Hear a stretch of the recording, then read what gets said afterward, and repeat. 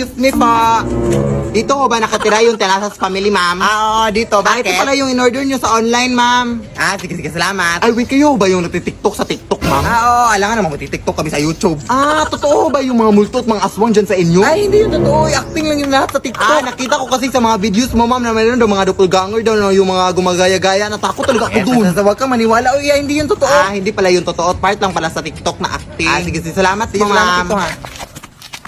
Ay, umabot na ba yung delivery ko? Na-deliver ko na po, ma'am. Ano na-deliver? Basta na-deliver ko na, ma'am.